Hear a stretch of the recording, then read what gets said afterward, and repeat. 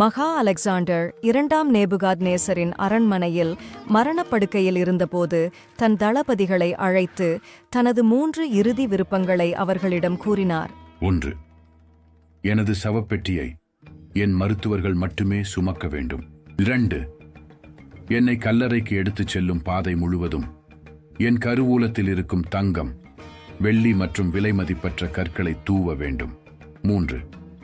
என் 2 கைகளும் என் சவப்பெட்டிக்கு வெளியே தொங்கவிடப்பட வேண்டும். இந்த விசித்திரமான கோரிக்கைகளால் ஆச்சரியப்பட்ட அவருக்கு மிகவும் பிடித்தமான தளபதிகளில் ஒருவர் அலெக்சாண்டரிடம் அவற்றை விளக்குமாறு கேட்டார். முதலாவது, மரணத்தை எதிர்கொள்ளும் போது உலகின் தலைசிறந்த மருத்துவர்களால் கூட குணப்படுத்த முடியாது என்பதை நிரூபிக்க மருத்துவர்கள் எனது சவப்பெட்டியை சுமக்க வேண்டும். 2வது, பூமியில் நான் சேர்த்த செல்வம் எதுவும் நான் பூமியை விட்டு போகும்போது என்னுடன் வராது என்பதை நிரூபிக்க. 3வது, இந்த உலகத்திற்கு வெறுங்கையுடன் வந்த நான் இவ்வுலகை விட்டு வெறுங்கையுடன் போகிறேன் என்பதை மக்கள் அறிவதற்காக. நாம் இந்த உலகிற்கு எதையும் கொண்டு வரவும் இல்லை, கொண்டு செல்லப் போவதும் இல்லை. நன்றி. மீண்டும் அடுத்த வீடியோவில் சந்திப்போம்.